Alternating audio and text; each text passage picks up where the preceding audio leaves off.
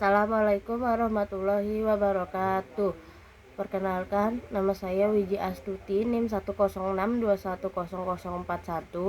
Prodi Hukum Tata Negara Fakultas Syariah, UIN Sultan Taha Saifuddin Jambi,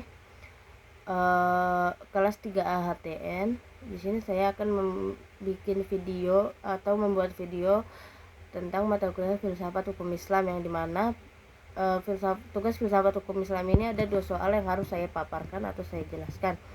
Yang pertama, sudah ada Al-Quran dan hadis, mengapa masih perlu ijtihad? Yang kedua, apa itu ijtihad dan apa saja kriteria orang yang layak berijtihad? Yang pertama, karena logika terbaliknya jadi rancu, yaitu seolah-olah ijtihad itu lawan dari Al-Quran dan Sunnah secara mutlak, padahal justru Al-Quran dan Sunnah malah memerintahkan ijtihad. Setidaknya ada pembatasan kapan ijtihad itu digunakan dan kapan hanya mengandalkan lahiriah teks Al-Quran dan Sunnah. Yang kedua, karena meski ada Al-Quran dan Sunnah, namun tetap tidak bisa dilangsungkan dipakai begitu saja. Masih ada PR besar, yaitu bagaimana cara kita mendapatkan kesimpulan hukum yang tidak secara otomatis bisa dilakukan sesederhana itu. Dan proses pengolahan itu namanya ijtihad. Yang ketiga, fenomena kebalikannya, yaitu banyaknya seruan untuk melakukan ijtihad padahal belum punya kapasitas dan kemampuan melakukannya. Maka yang model seperti ini pun perlu diberi pencerahan. Adapun pengertian ijtihad menurut bahasa, kata ijtihad berasal dari kata dasar, yaitu ijtahada yajtahidu, atau akar katanya bersumber dari 3 huruf hijaiyah, yaitu jahada. Di dalam kamus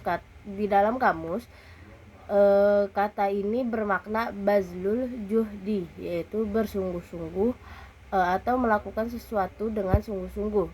Adapun menurut istilah, para fuqaha mendefinisikan istilah ijtihad ini dengan berbagai ungkapan sesuai dengan perbedaan mereka dalam memahami ijtihad serta ruang lingkupnya. Adapun fungsi ijtihad sendiri diantaranya yang pertama adalah ada al-ruju, kembali atau mengembalikan ajaran-ajaran Islam kepada Al-Quran dan Sunnah dari segala interpretasi yang kurang relevan. Yang kedua, ada al-ihya atau kehidupan atau menghidupkan kembali bagian-bagian dari nilai dan Islam semangat agar mampu menjawab tantangan zaman. Yang ketiga, ada al-inabah atau pembenahan, memenuhi ajaran-ajaran Islam yang telah diijtihadi oleh ulama terdahulu dan dimungkinkan adanya kesalahan menurut konteks zaman dan kondisi yang dan adapun rukun ijtihad adalah yang pertama ada al-waqi, yaitu adanya kasus yang terjadi atau diduga akan terjadi tidak diterangkan oleh nas. Yang kedua ada mujtahid, ialah orang yang melakukan ijtihad dan mempunyai kemampuan untuk berijtihad dengan syarat-syarat tertentu. Yang ketiga ada mujtahid fi'il, ialah hukum-hukum syariah yang bersifat amali atau taklifi dan dalil syara untuk menentukan suatu hukum bagi mujtahid fi'il.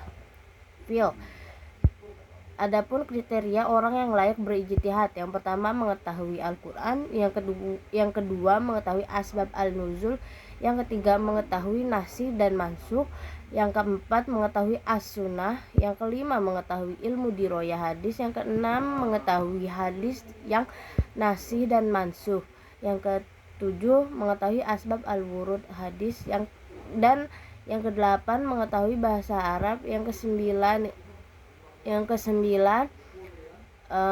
mengetahui tempat-tempat ijma, yang ke-10 mengetahui ushul fiqh, yang ke-11 mengetahui maksud dan tujuan syariah, yang ke-12 mengenal manusia dan kehidupan sekitarnya, dan yang terakhir bersifat adil dan takwa. Mungkin itu saja yang dapat saya sampaikan. Kurang lebihnya mohon maaf. Kalau ada kesalahan mohon dimaafkan karena saya masih dalam tahap belajar. Terima kasih. Wassalamualaikum warahmatullahi wabarakatuh.